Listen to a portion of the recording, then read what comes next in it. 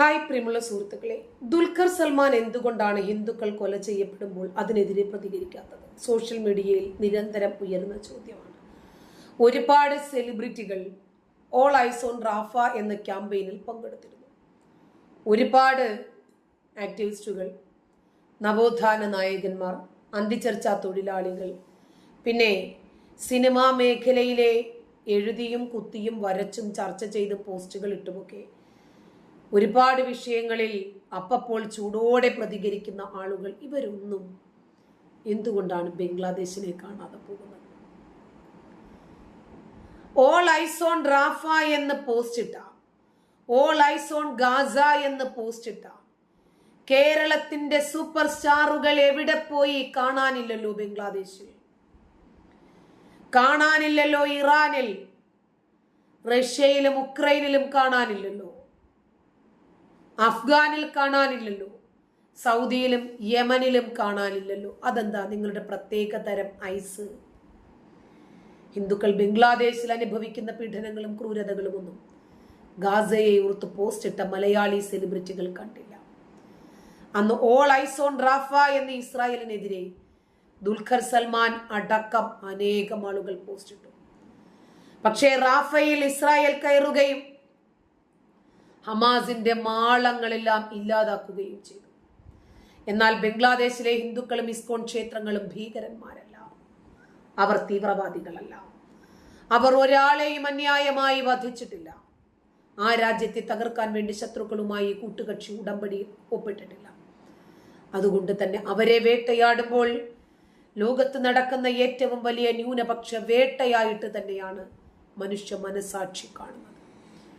ബംഗ്ലാദേശിൽ ഹിന്ദുക്കൾ നിർദ്ദയം കൊല്ലപ്പെടുമ്പോൾ പാവപ്പെട്ട മുസ്ലിങ്ങൾക്ക് സ്ഥിരമായി അന്നദാനം കൊടുക്കുന്ന ഓർഗനൈസേഷനായ ഹരികൃഷ്ണ പ്രസ്ഥാനം ഒരു തീവ്രവാദ സംഘടനയായി മുദ്രകുത്തപ്പെട്ടു. അത് നിരോധിക്കുന്നതിനുള്ള ആവശ്യം കോടതിയിലെത്തുമ്പോൾ എന്തുകൊണ്ടാണ് കേരളത്തിലെ ഈ രൂപത്തിൽ പല വിഷയങ്ങളിലും ചൂടോടെ പ്രതികരിക്കുന്ന ആളുകൾ മൗനവ്രതത്തിൽ ആണ്ടുപോകുന്നത്? അതോ വായിൽ പഴം തിരികെയിരിക്കുകയാണ്? ഇപ്പോൾ വരുന്ന വാർത്തകൾ ഹരേ കൃഷ്ണ പ്രസ്ഥാനത്തിന്റെ ഭക്തരുടെ നൂറുകണക്കിന് ആളുകളുടെ വീടുകൾ തള്ളിത്തകർത്തു എന്ന വിവരങ്ങളാണ്. ബംഗ്ലാദേശിൽ സോഷ്യൽ മീഡിയ പോലും നിയന്ത്രണത്തിലും നിരോധനത്തിലുമാണ് ഇപ്പോൾ. വർഷങ്ങളായി 10,000-കണക്കിന് മുസ്ലിങ്ങൾ ഉൾപ്പെടെ ഭക്ഷണം കഴിച്ചു വരുന്നത് ഹരേ കൃഷ്ണ പ്രസ്ഥാനത്തിൻ്റെതാണ്.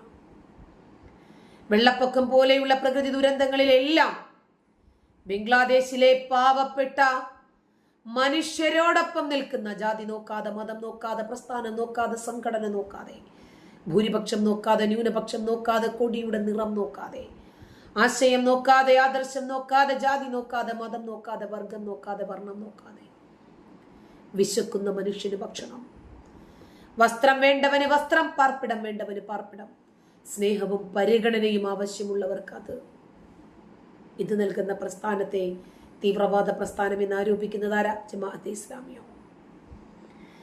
ഈ സംഘടനയെ തീവ്രവാദ സംഘടനയായി ബംഗ്ലാദേശിൽ മുദ്രകുത്തപ്പെടുന്നു. ജാതിയും മതവും നോക്കാതെ എല്ലാവരെയും സ്നേഹിക്കുകയും സഹായിക്കുകയും ഒരുമിച്ച് പിടിക്കുകയും ചെയ്ത ഹരേ കൃഷ്ണ എന്ന പ്രസ്ഥാനത്തിലെ ഹിന്ദു ഭക്തരെ ഉപദ്രവിക്കുകയാണിപ്പോൾ. ഇന്ത്യയുടെ ദേശീയ പതാകയെ പോലും അവഹേളിച്ച് ബംഗ്ലാദേശിലെ വിദ്യാർത്ഥികൾ ഓരോന്ന് കാണിച്ചു കൂട്ടുമ്പോൾ ഈ രാജ്യത്തെ സ്നേഹിക്കുന്ന ആളുകളുടെ മനസ്സ് വേദനിക്കുന്നുണ്ട്. ബംഗ്ലാദേശിലെ വിവിധ സർവകലാശാലകളിൽ വിദ്യാർത്ഥികൾ ഇന്ത്യൻ പതാകയിൽ ചവിട്ടി നടക്കുന്ന വീഡിയോകൾ സമൂഹ മാധ്യമങ്ങളിൽ ഇന്ന് വൈറലാണ്. ഇന്ത്യയിലുടനീളം വ്യാപകമായ രൂപത്തിൽ പ്രതിഷേധങ്ങൾക്കും ബംഗ്ലാ വിരുദ്ധ ആശയങ്ങൾക്കും നിലപാടുകൾക്കും ജനരോഷത്തിനും അത് കാരണമായിരിക്കുകയാണ്. Bangladesh university of engineering and technology, Dhaka university, Noakhali science and technology university എന്നിവിടങ്ങളിലൊക്കെ ഇന്ത്യയുടെ ദേശീയ പതാകയ്ക്ക് അവഹേളനം നേരിട്ടിട്ടുണ്ട്. സർവകലാശാലകളുടെ കവാടത്തിലാണ് നിലത്തെ ഇന്ത്യയുടെ പതാക പെയിന്റ് ചെയ്തിരിക്കുന്നത്. നൊക്കാലി സർവകലാശാലയിൽ ഇന്ത്യയുടെ പതാകയോടൊപ്പം ഇസ്രായേലിന്റെ പതാകയുമുണ്ട്. പതാകയിലൂടെ വിദ്യാർത്ഥികൾ ചവിട്ടി നടക്കുന്ന ചിത്രങ്ങൾ പുറത്തു വന്നതോടെ സമൂഹ മാധ്യമങ്ങളിൽ ഇന്ത്യക്കാർ രൂക്ഷ വിമർശനവുമായി രംഗത്തെത്തിയിട്ടുണ്ട്. ഇതിൽ ഉൾപ്പെട്ടവർക്കെതിരെ നടപടിയെടുക്കണമെന്നാണ് ഇവർ ആവശ്യപ്പെടുന്നത്. ഇന്ത്യൻ സർവകലാശാലകളിൽ നിന്ന് ബംഗ്ലാദേശി വിദ്യാർത്ഥികളെ നാട് കടത്തണമെന്ന ആവശ്യവും ഉയർന്നു കേൾക്കുന്നു. ഹിന്ദു സന്യാസിയായ ചിന്മയ് കൃഷ്ണദാസിനെ അറസ്റ്റ് ചെയ്തതിന് പിന്നാലെ വലിയ അക്രമ സംഭവങ്ങളാണ് ബംഗ്ലാദേശിൽ അരങ്ങേറിയത്. ഇതോടെ ഇന്ത്യയും ബംഗ്ലാദേശും തമ്മിലുള്ള തർക്കം രൂക്ഷമായി. രാജ്യവിരുദ്ധ നിയമം ചുമത്തിയാണ് ഇന്റർനാഷണൽ സൊസൈറ്റി ഫോർ കൃഷ്ണ കോൺഷ്യസ്നെസിന്റെ ആത്മീയ നേതാവ് ചിന്മയ് കൃഷ്ണദാസിനെ ബംഗ്ലാദേശ് പോലീസ് അറസ്റ്റ് ചെയ്തത്. കോടതി ജാമ്യാപേക്ഷ തള്ളിയതിനെ തുടർന്ന് കൃഷ്ണദാസ് നിലവിൽ ചിറ്റഗോങ്ങിൽ ജയിലിലാണ്. ബംഗ്ലാദേശിലെ ഹിന്ദുക്കൾ, ക്ഷേത്രങ്ങൾ, മതപരമായ സ്ഥലങ്ങൾ എന്നിവയ്ക്കെതിരെ വർദ്ധിച്ചു വരുന്ന ആക്രമണങ്ങളെ കേന്ദ്ര സർക്കാർ ആശങ്ക പ്രകടിപ്പിച്ചിട്ടുണ്ട്. ന്യൂനപക്ഷങ്ങളെയും പൗരന്മാരെയും സംരക്ഷിക്കേണ്ടത് ബംഗ്ലാദേശ് സർക്കാരിന്റെ ഉത്തരവാദിത്വമാണെന്ന് വിദേശകാര്യമന്ത്രി എസ് ജയശങ്കർ വ്യക്തമാക്കി. ന്യൂനപക്ഷങ്ങളെ സംരക്ഷിക്കാൻ ശക്തമായ നടപടികൾ സ്വീകരിക്കാൻ ഇന്ത്യ ബംഗ്ലാദേശിനോട് ആവശ്യപ്പെടുകയും ചെയ്തിട്ടുണ്ട്. ചിന്മയ് കൃഷ്ണദാസിന്റെ അറസ്റ്റിന് പിന്നാലെ ബംഗ്ലാദേശിൽ മറ്റൊരു ഹിന്ദു പുരോഹിതനെയും കൂടി പോലീസ് അറസ്റ്റ് ചെയ്തതായിട്ടാണ് ഇപ്പോൾ വരുന്ന റിപ്പോർട്ട്. ശനിയാഴ്ച ചെറ്റുഗ്രാമിൽ വെച്ച് ശ്യാംദാസ് പ്രഭു എന്ന പുരോഹിതനെയാണ് അറസ്റ്റ് ചെയ്തത്. വാറന്റോ മുന്നറിയിപ്പുകളോ ഇല്ലാതെയാണ് ശ്യാംദാസ് പ്രഭുവിനെ അറസ്റ്റ് ചെയ്തത് എന്നാണ് വിവരം.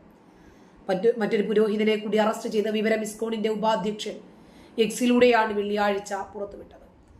ശ്യാംദാസ് പ്രഭുവിന്റെ ചിത്രം ഉൾപ്പെടെയാണ് പോസ്റ്റ്. രാജ്യദ്രോഹ കുറ്റം ആരോപിച്ചിട്ടാണ് ഇസ്കോണിന്റെ മുൻ അംഗം കൂടിയായ ഹിന്ദു പുരോഹിതൻ ചിന്മയ് കൃഷ്ണദാസിനെ അറസ്റ്റ് ചെയ്യുന്നത്. പിന്നാലെ രാജ്യത്ത് വ്യാപകമായ പ്രതിഷേധം അരങ്ങേറുകയും തുടർന്ന് ബംഗ്ലാദേശിലെ ഹിന്ദുക്കളുടെ സുരക്ഷയെക്കുറിച്ച് ഇന്ത്യ ആശങ്ക പ്രകടിപ്പിക്കുകയും ചെയ്തതിന് പിന്നാലെയാണ് ഈ രണ്ടാമത്തെ അറസ്റ്റ്. ബംഗ്ലാദേശിലെ ഹിന്ദുക്കൾക്കും മറ്റു മതന്യൂനപക്ഷങ്ങൾക്കുമെതിരെ ഇസ്ലാമിക തീവ്രവാദികൾ നടത്തുന്ന ആക്രമണങ്ങൾ അപലപനീയമാണെന്നും അതിക്രമങ്ങൾ ഉടൻ അവസാനിപ്പിക്കണമെന്നും RSS സർക്കാര്യവാഹ ദത്താത്രേയ ഹോസബാള അറിയിച്ചിട്ടുണ്ട്. കൊലപാതകങ്ങളും തീവയ്പും സ്ത്രീകൾക്കെതിരായ മനുഷ്യത്വരഹിതമായ പീഡനങ്ങളും തടയാൻ ഉചിതമായ നടപടികൾ വേണമെന്ന് അദ്ദേഹം പറഞ്ഞു. എന്നാൽ നിലവിലെ ബംഗ്ലാദേശ് സർക്കാർ കാഴ്ചക്കാരായി നിൽക്കുകയാണ്. ബംഗ്ലാദേശിലെ ഹിന്ദുക്കൾ സ്വയരക്ഷയ്ക്ക് വേണ്ടിയാണ് ജനാധിപത്യപരമായി ശബ്ദമുയർത്തുന്നത്. അതിനെ അടിച്ചമർത്താനാണ് ബംഗ്ലാദേശ് ശ്രമിക്കുന്നത്.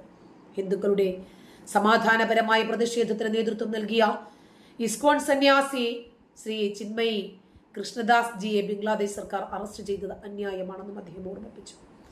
ഹിന്ദുക്കൾക്ക് നേരെ നടക്കുന്ന അതിക്രമങ്ങൾ ഉടൻ അവസാനിപ്പിക്കണം. കൃഷ്ണദാസ് ജിയെ ജയിലിൽ നിന്ന് മോചിപ്പിക്കണം. സർക്കാര്യവാഹ ബംഗ്ലാദേശ് സർക്കാരിനോട് പ്രസ്താവനയിലൂടെ ആവശ്യപ്പെട്ടിട്ടുണ്ട്.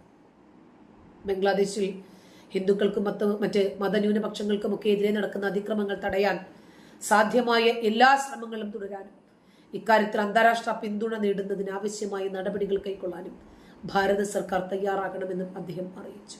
നന്ദി.